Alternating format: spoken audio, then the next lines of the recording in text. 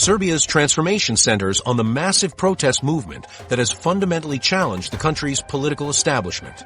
Since November 2024, demonstrations have drawn between 100,000 and 300,000 participants, with the largest gathering on March 15th bringing together citizens from across the country's major cities, including Belgrade, Novi Sad, and Niš. The movement began after the collapse of a renovated train station in Novi Sad that killed 14 people, but quickly expanded beyond this single tragedy. Students occupied university buildings across the country, establishing what they called liberated zones, where they organized lectures, cultural events, and political discussions. These occupations spread to over 50 faculties nationwide, creating a network of coordinated resistance that the government struggled to contain. Citizens surrounded the headquarters of Radio Television Serbia, the state broadcaster, demanding editorial independence and truthful reporting about the protests.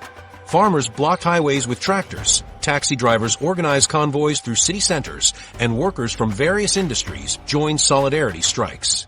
The demonstrations maintained remarkable discipline, with protesters cleaning up after themselves and organizing security to prevent provocations.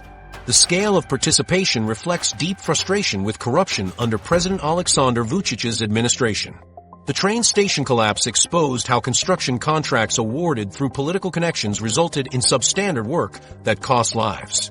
Citizens discovered that the recently renovated station, part of China's Belt and Road Initiative, had been built with inferior materials despite government claims it met European safety standards. Student assemblies developed sophisticated organizational structures during the occupations. They established committees for logistics, media relations, and coordination with other protest sites. Digital communication networks allowed real-time coordination between universities in different cities, while social media campaigns reached international audiences and Serbian diaspora communities worldwide. The movement's demands evolved from accountability for the train station collapse to broader calls for political reform.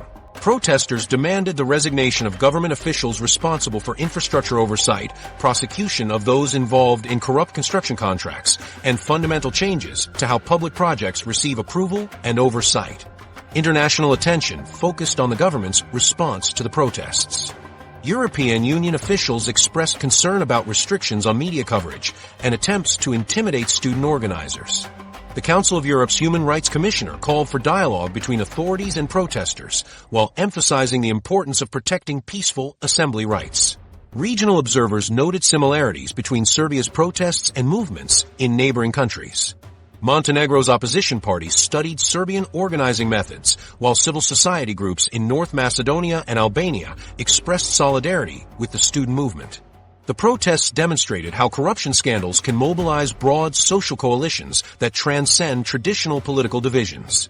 The economic impact became evident as tourism declined and business confidence wavered during months of ongoing demonstrations. Some international investors delayed projects pending political stability, while others expressed support for the protesters' anti-corruption message. The uncertainty created challenges for Serbia's EU accession negotiations, with European officials linking progress to governance improvements.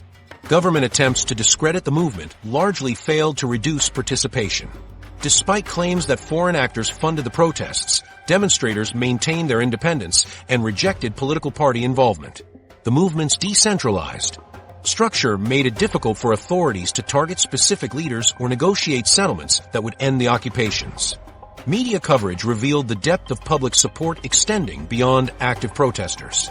Opinion polls showed majority approval for the students' demands, while celebrities, intellectuals, and religious leaders publicly endorsed calls for accountability. Even some government supporters privately acknowledged the legitimacy of concerns about corruption and safety standards.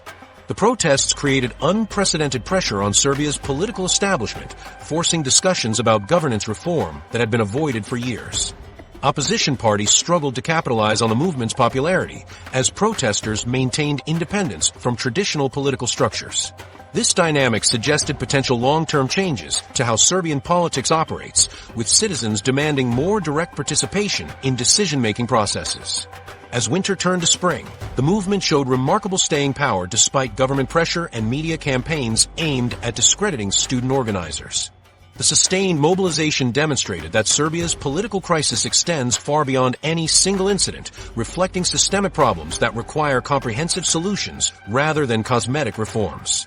The transformation occurring in Serbia represents just one example of how 2025 has brought unexpected changes across the region, with neighboring countries experiencing their own dramatic shifts that challenge previous assumptions about political stability and economic development.